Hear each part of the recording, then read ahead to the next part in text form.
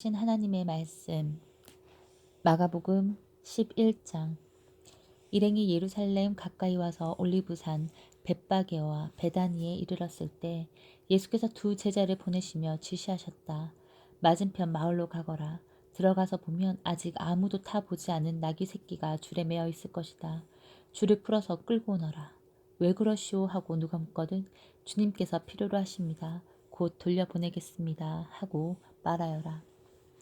그들은 가서 길모퉁이 문간에 매어 있는 나귀를 보고는 묶어 놓은 줄을 풀었다. 거기 서 있던 사람들 중 몇 사람이 말했다. 그 나귀 새끼의 줄은 왜 푸는 것이오? 제자들이 예수께서 지시하신 대로 대답하자 그들은 간섭하지 않았다. 제자들이 나귀 새끼를 예수께로 끌고 와서 그 위에 겉옷을 펴자 예수께서 올라타셨다. 사람들이 예수를 열렬히 환영했다. 길 위에 자기 겉옷을 펴는 사람도 있었고 들에서 베어온 풀을 까는 사람도 있었다. 그들은 앞에서 걷고 뒤에서 따르며 소리쳤다. 호산나 복되다 하나님의 이름으로 오시는 이여 복되다 장차 올 우리 조상 다윗의 나라여 하늘 가장 높은 곳에서 호산나. 예수께서 예루살렘에 이르러 곧 성전에 들어가셨다. 예수께서는 성전을 둘러보시며 모든 것을 마음에 두셨다. 그러나 이미 시간이 늦어 12 제자와 함께 베다니로 돌아가셨다. 이튿날 그들이 베다니를 나설 때에 예수께서 배가 고프셨다. 그분은 저만치 떨어진 곳에 있는 잎이 무성한 무화과나무 한 그루를 보셨다. 예수께서 혹시 아침끼니가 될 만한 것이 있을까 하여 다가가셨지만 무화과 잎사귀밖에 없었다. 아직 무화과철이 아니었다. 예수께서 나무에게 말씀하셨다. 다시는 아무도 내게서 열매를 먹지 못할 것이다. 제자들도 그 말을 들었다. 그들이 예루살렘에 도착했다. 예수께서 즉시 성전에 들어가셔서 거기에 상점을 차려놓고 사고 파는 사람들을 모두 쫓아내셨다. 환전상들의 가판대와 비둘기 상인들의 진열대도 뒤엎으셨다. 예수께서는 아무도 바구니를 들고 성전 안을 지나다니지 못하게 하셨다.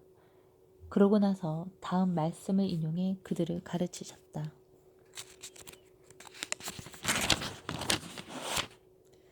내 집은 만민을 위한 기도하는 집이라고 일컬어졌다. 그런데 너희는 그곳을 도둑의 소굴로 바꾸어 놓았다. 대제사장과 종교학자들이 이 말을 듣고서 그분을 제거할 방도를 모의했다. 그들은 온 무리가 그분의 가르침에 푹 빠져 있는 것을 보고 당황했다. 저녁 때에 예수와 제자들이 도성을 나섰다.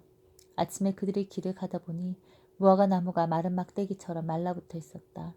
베드로가 그 전날 있었던 일이 생각나서 예수께 말했다. 랍비님 보십시오. 주님이 저주하신 무화과 나무가 말라 비틀어졌습니다. 예수께서 차분히 말씀하셨다. 하나님의 생명을 품어라. 정말로 품어라. 그러면 너희가 감당할 수 없을 만큼 힘든 일은 하나도 없을 것이다. 예컨대 얼버무리거나 망설일 것이 없이 이 산더러 가서 호수에 뛰어들어라 하고 말하면 그대로 이루어질 것이다. 그래서 내가 너희더러 작은 일부터 큰 일까지 모든 일에 기도하라고 강권하는 것이다. 하나님의 생명을 품을 때에 너희는 거기에 모든 것을 포함시켜라. 그러면 너희는 하나님의 것을 다 받을 것이다. 그리고 기도할 때는 구하는 것이 전부가 아님을 기억하여라. 누구에게 서운한 것이 있거든 용서하여라.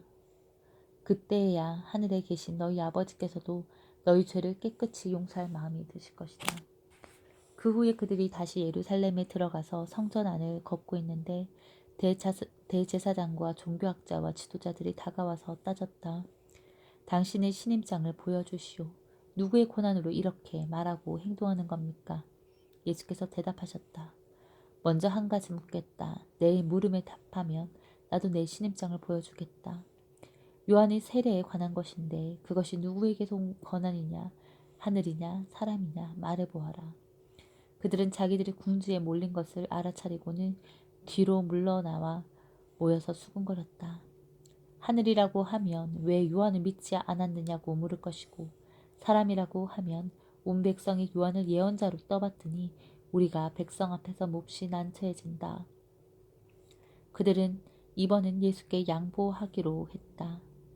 우리는 모르오. 그들이 말했다. 예수께서 대답하셨다. 그렇다면 나도 너희 물음에 대답하지 않겠다.